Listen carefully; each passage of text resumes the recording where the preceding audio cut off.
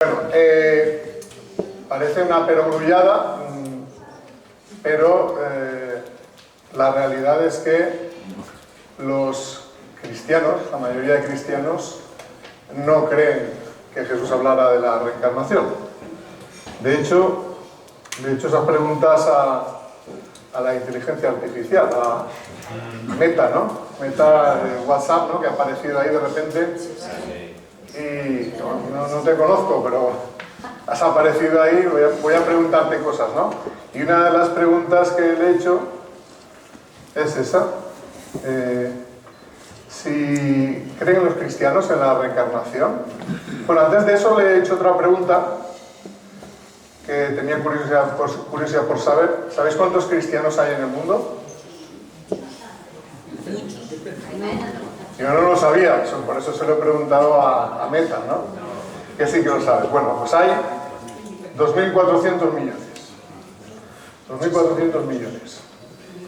Y después de hacerle esa pregunta y le he preguntado, ¿creen los cristianos en la reencarnación? Me ha contestado Meta. Dice, la mayoría de las denominaciones cristianas no creen en la reencarnación. La teología cristiana tradicional enseña que cada persona tiene una sola vida en la tierra y que después de la muerte el alma va al cielo o al infierno, dependiendo de su fe y acciones durante la vida. La Biblia no menciona explícitamente la reencarnación y la mayoría de los teólogos cristianos interpretan los textos bíblicos como enseñando una resurrección futura de los muertos en lugar de una reencarnación en esta vida. Sin embargo, hay algunas denominaciones y movimientos cristianos que han explorado la idea de la reencarnación. Gnósticos y esotéricos, ahí es donde entraríamos nosotros, ¿no? Pero estas creencias no son representativas de la mayoría de las denominaciones cristianas. Qué triste, ¿no? O sea, ¿para qué vino Jesús, no? Si después de haber pasado 2000 años, una de las cosas principales que enseñó, pues ha quedado como que no existe, no es así, ¿no? Por eso la pregunta esta, ¿habló Jesús de la reencarnación? Si le preguntáramos a un cristiano te diría que que no habló. Además se enfada si lo planteas. Pero, pese a que Meta dice todo eso, pues mi opinión es que sí que hay indicios y vestigios de que realmente, tanto en el cristianismo como en el judaísmo, la reencarnación es una idea, una creencia que existía,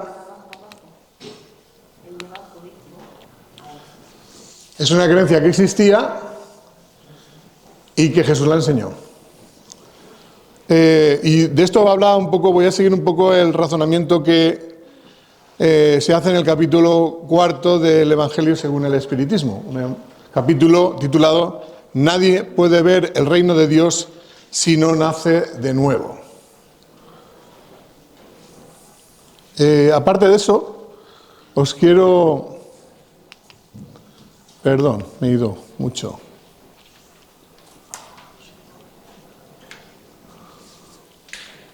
Creo que me estoy yendo al revés.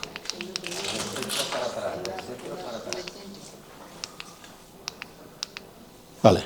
Bueno, aparte de basarme un poco en el razonamiento que hace Allan Kardec en el Evangelio según el Espiritismo, o los espíritus a los cuales él le consulta, quiero mencionar también otra fuente que me ha servido bastante, que es el Evangelio de los 12 santos, o Evangelio de los 12, o de los 12 apóstoles, lo veréis con diferentes denominaciones. Es un evangelio apócrifo que fue descubierto en un monasterio del Tíbet. El evangelio estaba escrito en arameo y parece ser que llegó allí porque intentó protegerse de la destrucción, ¿no? Es decir, había una persecución, ciertas cosas no se quería que siguieran existiendo, entonces, pues para evitar la destrucción de este tipo de documentos, pues se enviaron pues donde se pensaba que no podían ser destruidos.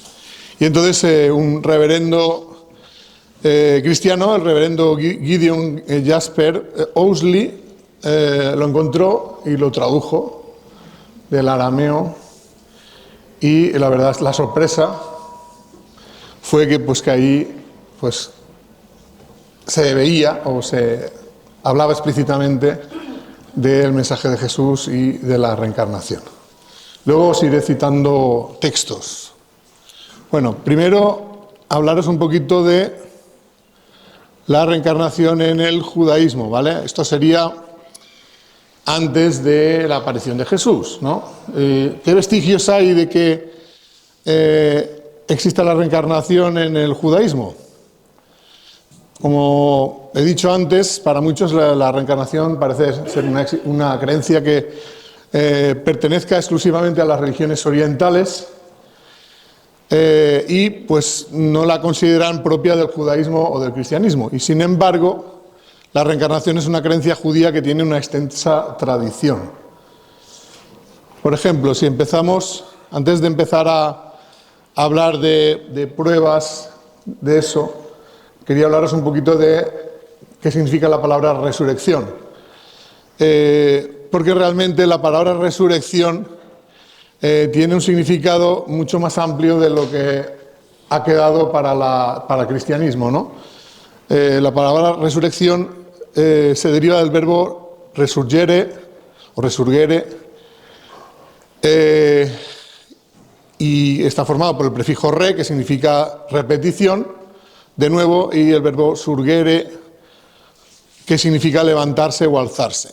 Por lo tanto, etimológicamente, resurrección significa la acción de levantarse de nuevo. Este significado literal se relaciona directamente con el concepto de volver a la vida después de la muerte, así genéricamente. Volver a la vida después de la muerte. También la reencarnación sería volver de la vida a la vida después de la muerte, en otra existencia terrenal. Dice el Evangelio según el Espiritismo sobre la resurrección y la reencarnación. Lo copio textualmente. Dice: la reencarnación formaba parte de los dogmas judíos con el nombre de resurrección. Solo los saduceos, que pensaban que todo concluye con la muerte, no creían en ella. Las ideas de los judíos acerca de este punto, como sobre muchos otros, no estaban claramente definidas, porque solo tenían nociones vagas e incompletas respecto al alma y su vínculo con el cuerpo. Creían que un hombre que ha vivido podía volver a vivir, sin explicarse con precisión de qué manera eso podía suceder. Es decir, que para ellos resucitar era, en general, volver a la vida después de la muerte. Os voy a adelantar una pequeña explicación que da Jesús al respecto en el Evangelio de los 12 Santos. Dice en él, hay una resurrección al salir del cuerpo y una resurrección al entrar en el cuerpo. La resurrección al salir del cuerpo sería cuando uno deja este mundo y regresa al mundo espiritual, que es, digamos, la que aceptaría el cristianismo. Pero luego está el camino a la inversa, es decir, cuando se vuelve del mundo espiritual al mundo terrenal. Eso también sería una resurrección. La resurrección al entrar en el cuerpo. Es decir, hay un salir de la vida de la carne y un descender a la vida de la carne. ¿Qué es lo que ha hecho la Iglesia? Quedarse solo con uno y eliminar el otro.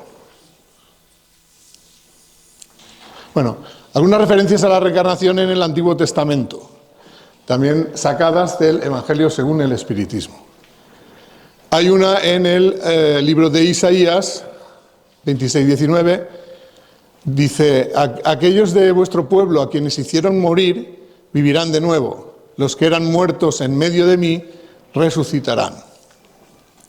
Hay otra del libro de Job, que dependiendo de la traducción pues se puede entender más o menos bien. Ya veis que las traducciones a veces pueden tergiversar completamente el significado de un texto, y dice así. Yo me quedo con el que recomienda Allan Kardec en el Evangelio según el Espiritismo, que dice: cuando el hombre ha muerto, vive siempre. Al concluir los días de mi existencia terrenal, esperaré porque volveré de nuevo aquí.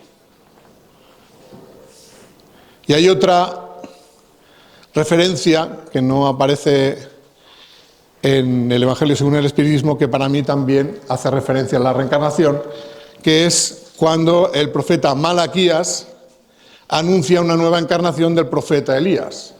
Profeta Malaquías, que estuvo viviendo alrededor del año 425 a.C., habla del profeta Elías, que había vivido unos 400 años antes. Y dice que volverá. ¿Cómo va a volver al mundo? Porque dice, he aquí, esta es la profecía de Malaquías, Malaquías 4, 5, 6, dice, he aquí yo os envío al profeta Elías antes que venga el día de Jehová grande y terrible. Él hará volver el corazón de los padres hacia los hijos y el corazón de los hijos hacia los padres.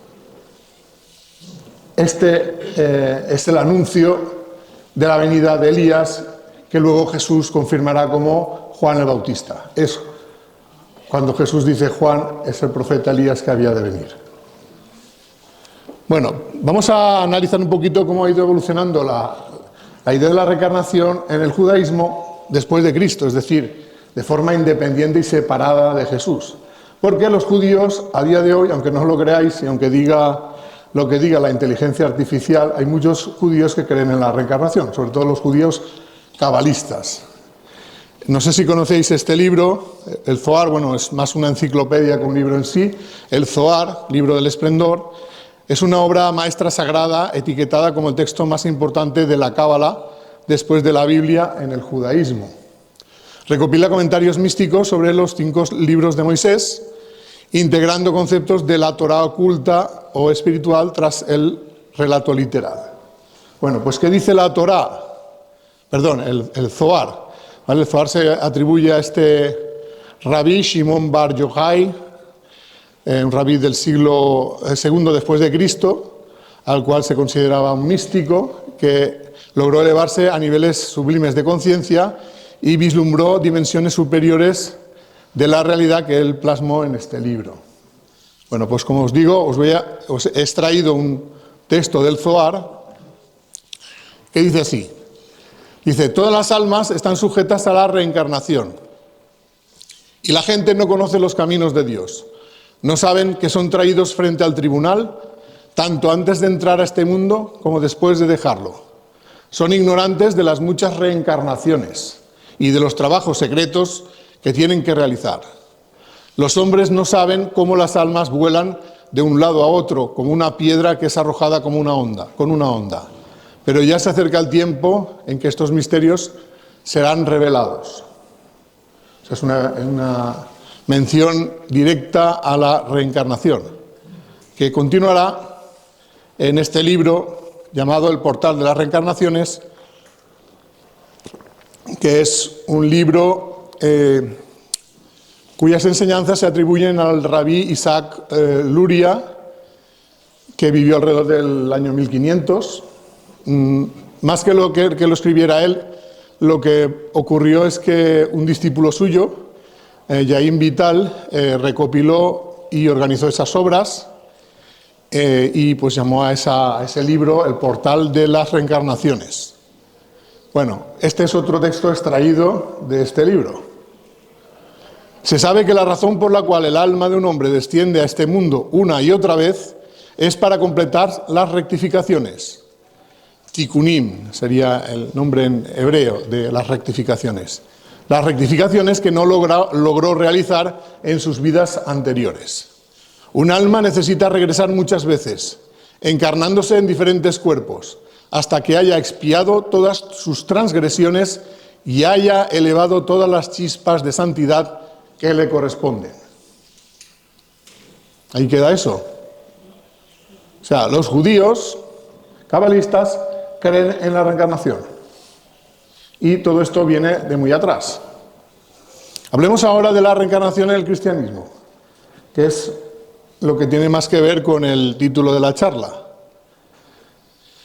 Si tú hablas con un cristiano, digamos, que no cree en la reencarnación, siempre cita esta frase: Está establecido para los hombres que mueran una sola vez y después de esto el juicio. Esto es una frase que está escrita en la carta a los hebreos. O sea, ni siquiera está en los evangelios y no se cita quién lo dice eso de que está establecido. No es Jesús el que lo dice. No se sabe quién escribió esta carta, pero no está en los evangelios, ni es Jesús quien dice esto. Y sin embargo, cuando Jesús dice, os es necesario nacer de nuevo, que eso está en varias partes de los evangelios, dicho por Jesús, literalmente, esto no se tiene en cuenta como una prueba de que habló de la reencarnación. Se interpreta de una manera diferente. Vamos a hablar de ello un poquito, ¿no? La verdad ocultada del mensaje de Jesús, la reencarnación. Aunque la Iglesia Católica niega la reencarnación y se ha esforzado por exterminar esta idea, hay algunos fragmentos en los evangelios que, pese a la censura, evidencian que la reencarnación era conocida y que fue enseñada por Jesús. Aquí tenéis algunos de los versículos donde se habla sobre el tema. Primero el de Mateo, versículo 17, el capítulo 17, versículos 10 al 13. Leo textualmente. Cuando bajaban de la montaña, los discípulos preguntaron a Jesús, ¿por qué dicen los escribas que primero tiene que venir Elías? En referencia a ese texto de Malaquías. Él les contestó, Elías vendrá y lo renovará todo. Pero os digo que Elías ya ha venido, y no lo reconocieron, sino que lo trataron a su antojo. Así también el Hijo del Hombre va a padecer a manos de ellos.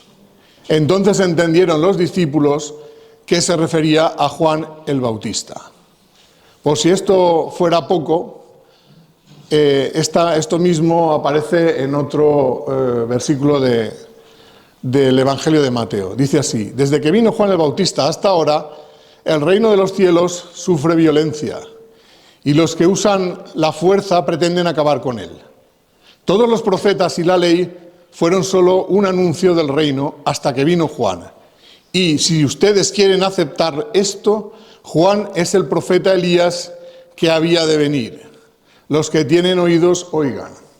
Como antes habíais comentado, los que tienen vista, que vean, ¿no? Pues esto es lo mismo. O sea, Jesús está diciendo textualmente que el profeta Elías es Juan el Bautista. ¿Cómo se puede entender eso si no es admitiendo la reencarnación? Admitiendo que el espíritu que encarnó en el pasado como profeta Elías viene de nuevo cientos de años después, 800 años más o menos, y encarna como Juan el Bautista. La Iglesia, ya os digo que tiene mucha habilidad y dice, no, es que como tenían misiones semejantes, alegóricamente, es como si encarnara, pero que alegóricamente, ahí dice Jesús es Juan, o sea, Elías es Juan, no dice como si fuera Juan, es Juan, literalmente. Y sin embargo, pues no lo quieren admitir, no pasa nada, hay más pruebas. La conversación de Jesús y Nicodemo, que está en el Evangelio de Juan, capítulo 3.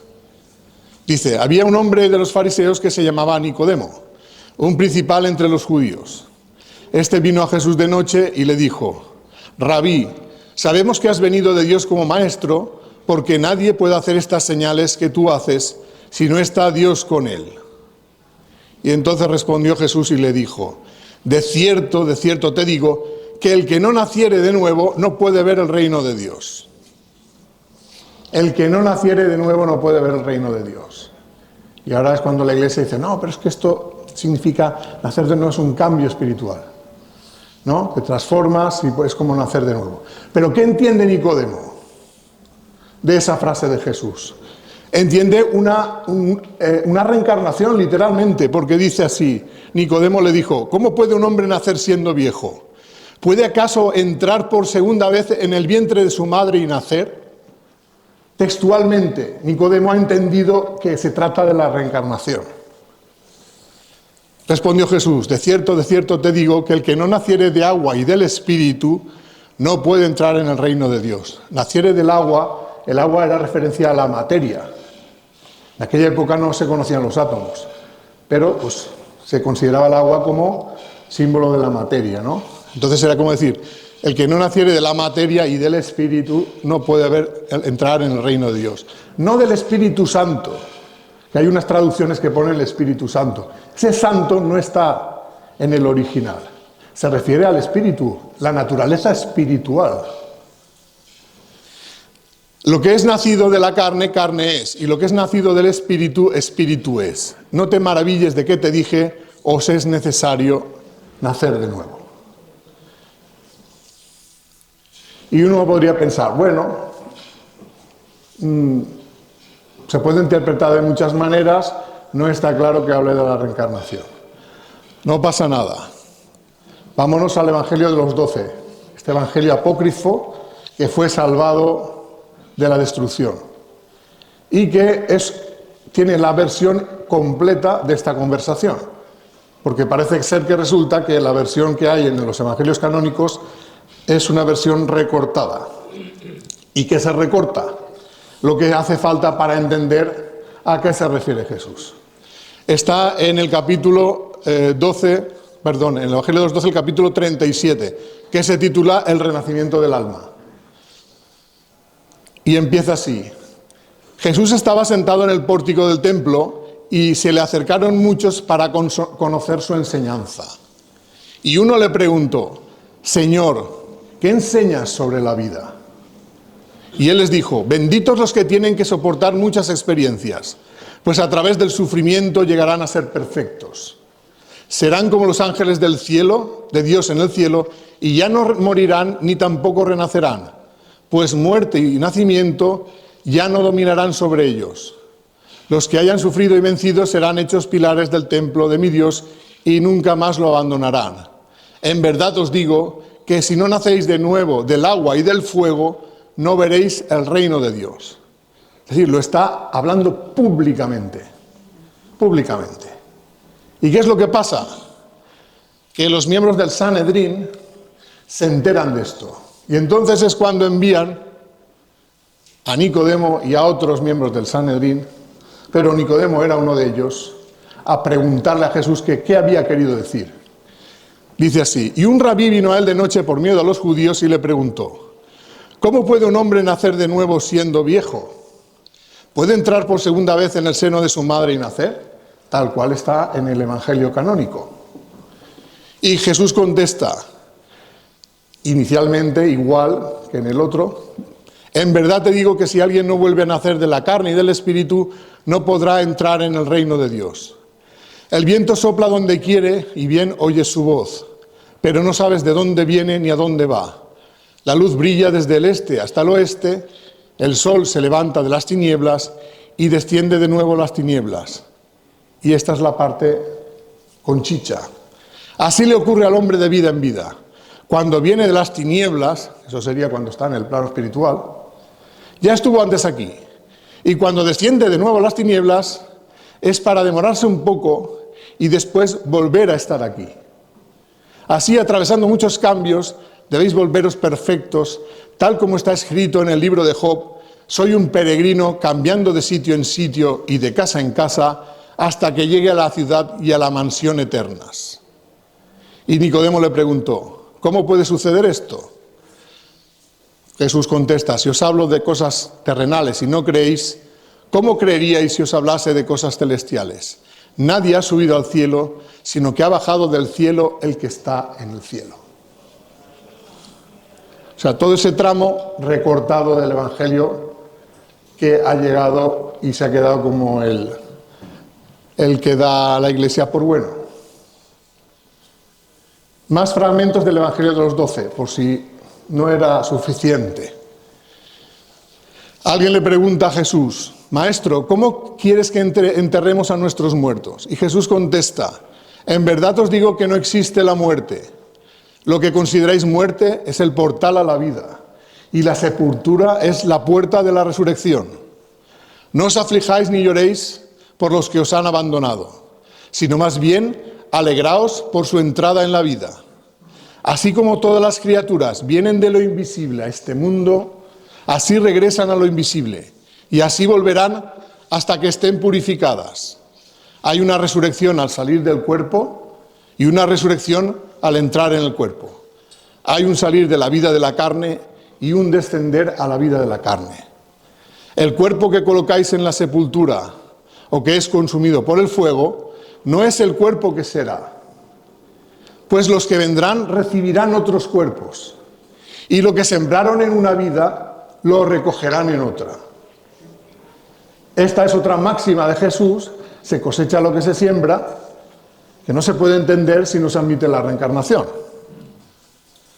Esa máxima, como digo, que está también en Gálatas 6, 7, 8, es una enseñanza muy profunda. Si la interpretamos de la manera versión cristiana, que no admite la reencarnación, la enseñanza podría ser vista como una metáfora que se refiere a las consecuencias de nuestras acciones en esta vida. Y sin embargo, si solo admitimos una vida, llegaríamos a la conclusión de que no se cumple, porque no se cosecha en la misma vida siempre lo que se ha sembrado.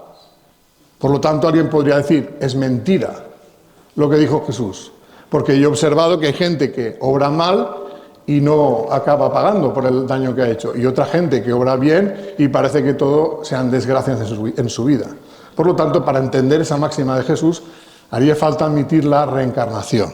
Es decir, si se considera la reencarnación, esta enseñanza, la de se cosecha lo que se siembra, cobra mayor significado. Nuestras acciones en esta vida tienen consecuencias en vidas futuras. Y en este sentido, la enseñanza de Jesús puede ser vista como una advertencia para que reflexionemos sobre nuestras acciones y sus posibles consecuencias futuras, no solo en esta vida, sino también en vidas futuras.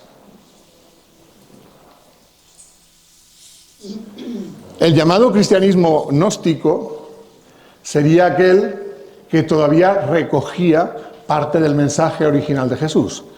Claro, dice, surgió en el siglo I después de Cristo.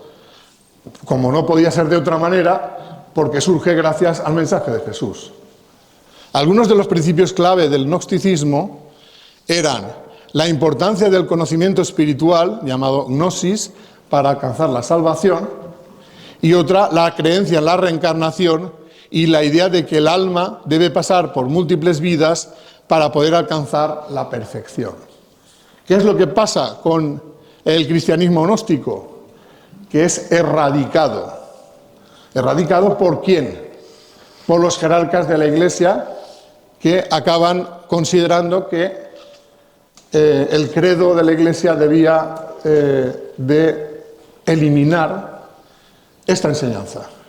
Porque si tú te salvas por tu propio esfuerzo y no por el trabajo que hace la Iglesia, ¿para qué les necesitas a ellos?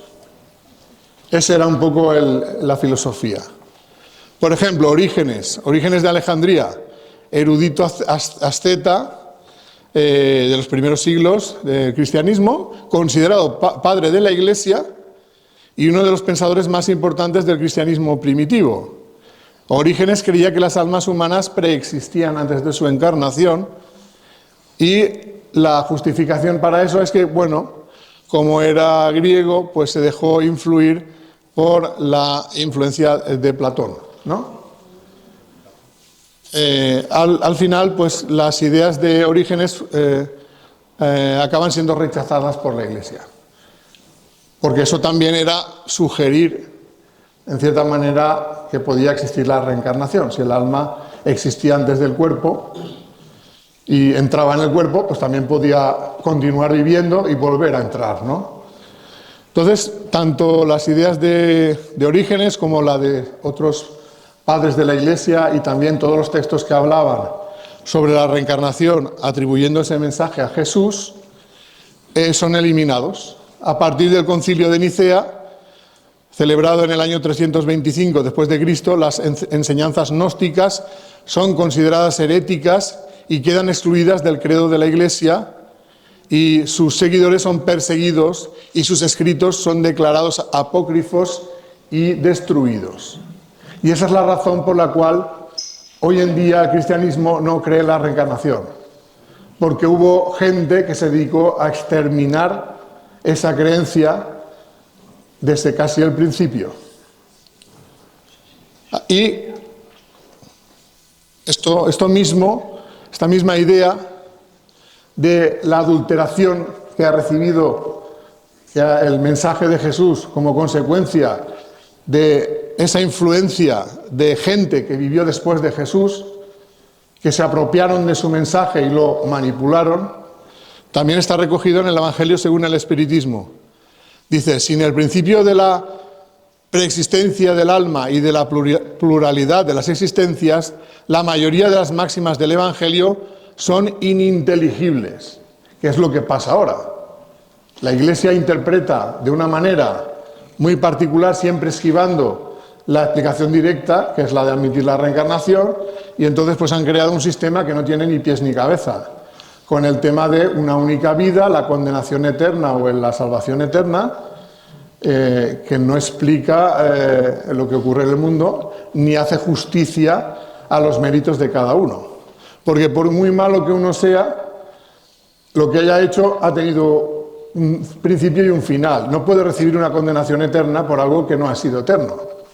Entonces han creado una filosofía sobre el mensaje de Jesús que está hecha con parches, que no tiene ni pies ni cabeza. Por esa razón dieron origen a interpretaciones tan contradictorias. Ese principio es la clave que habrá de restituirles su verdadero sentido.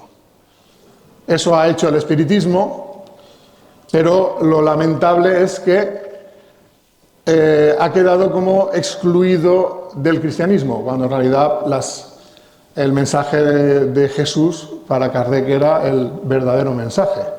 Y antes que Kardec, Jesús también dijo lo mismo, ¿no? Entonces, ¿cómo hacer ver a la gente la verdad? Porque a día de hoy, como digo, los cristianos, los más cristianos, los que se consideran más seguidores de Jesús, cuando les hablas de la reencarnación, se te tiran como lobos. Te desean que ardas en el infierno. Que yo tengo muchos mensajes de esos a raíz de la película. Lo que pasa es que se han quedado atrapados en el filtro y no han sido publicados. Pero podría escribir un libro con todos esos mensajes. ¿Por qué tanto interés en luchar contra la reencarnación? Pues que simplemente hacen lo mismo que han hecho los jerarcas de la Iglesia, que les han dicho: este es el dogma, te lo tienes que creer así, y todo lo que sea parte del dogma es herético. Y ellos simplemente pues repiten una y otra vez lo que les han enseñado. Bueno, ¿qué es El profeta del desierto?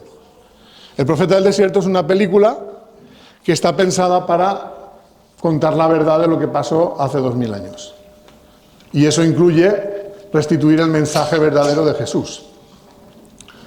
Aunque no hable de la vida de Jesús directamente, lo hace de la vida de Juan el Bautista y de otros de sus seguidores, porque ellos también predicaron el mismo mensaje.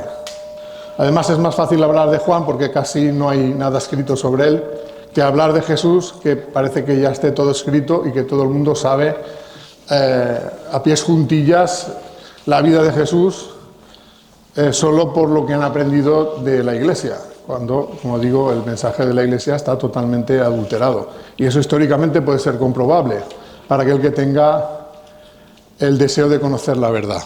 Entonces, esta película, que se ha hecho, digamos, sin ánimo de lucro, con la ayuda de mucha gente que también su colaboración la ha hecho altruistamente, se estrenó en 2018 para ser vista en YouTube. A día de hoy tiene más de 2.100.000 visualizaciones en español y más de 2.100.000 en portugués, porque la película se dobló a portugués desde Brasil con un colaborador. Y qué raro, ¿no?, que en Brasil esas visualizaciones son de Brasil. ¿Por qué son de Brasil? Pues porque en Brasil estaba Chico Javier y hay muchos espiritistas. Entonces, esas son las visualizaciones de los espíritas de Brasil. De hecho, también la ha visto mucha gente de Brasil que no son espíritas y su comentario de la película, que para ellos era peyorativo, era película espírita. Para ellos era como una denominación, es una película espírita. Pues sí, sí lo es. Has tomado nota. Pero es la verdad.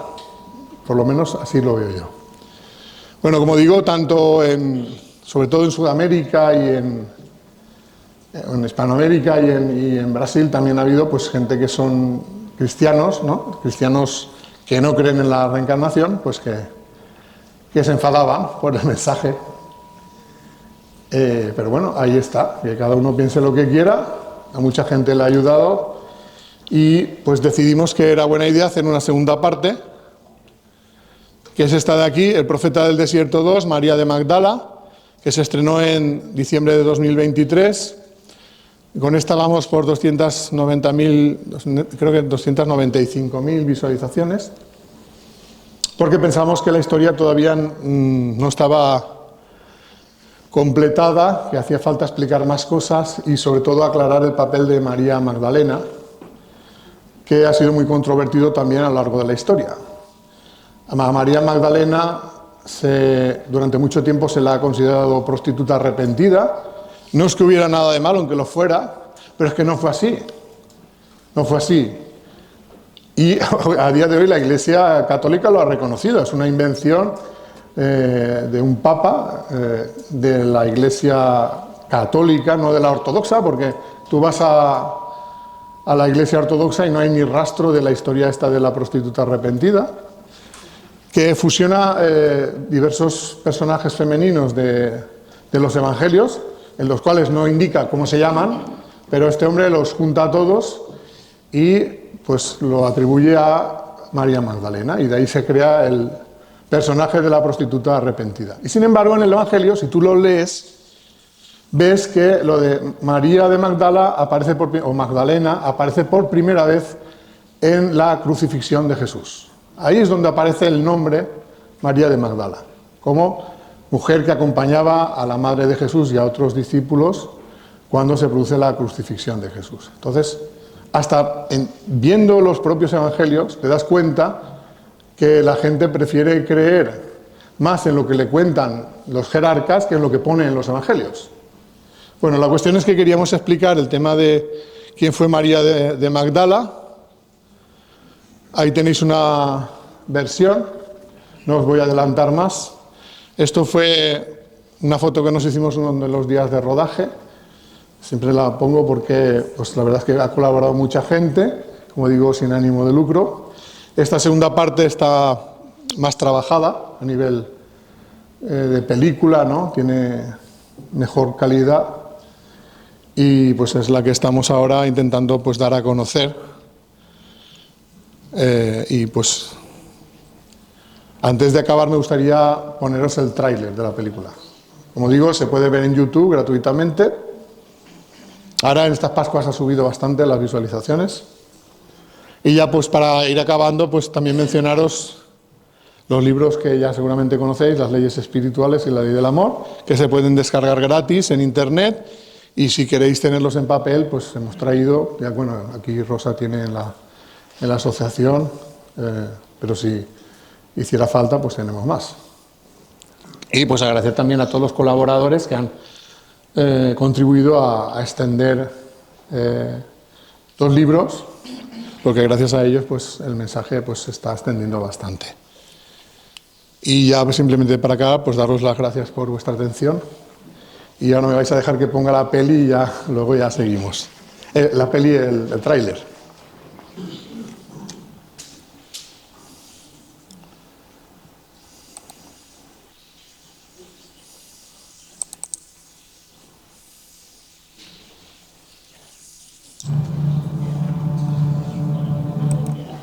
Ya se ha ido.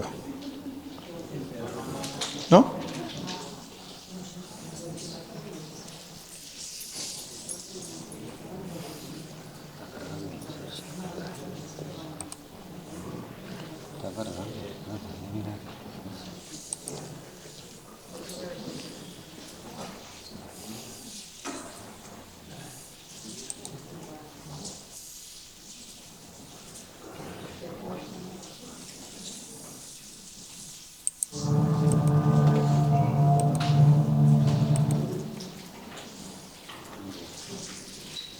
quito y pongo.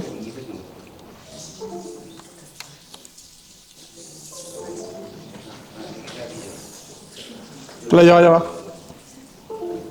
Ya. Estaba yendo.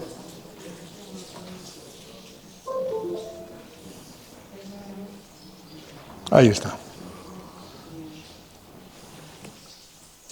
La pantalla completa. La pantalla completa, ¿sabes cómo?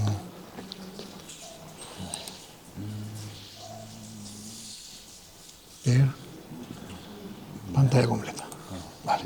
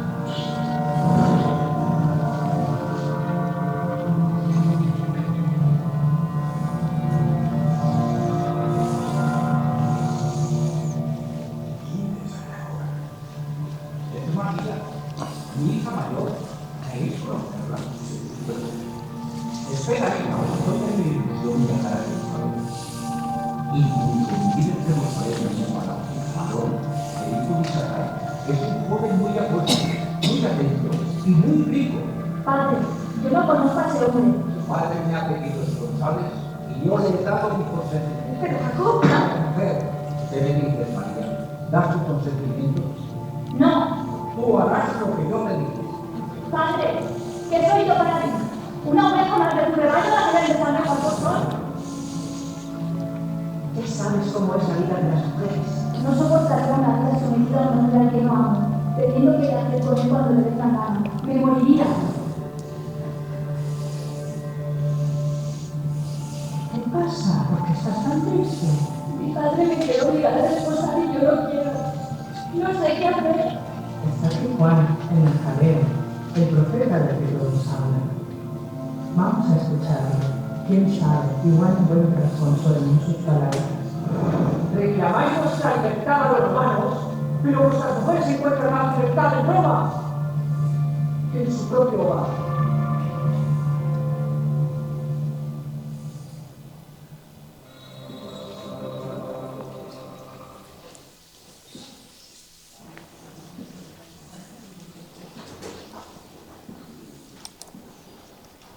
Pues ya está. Muchas gracias.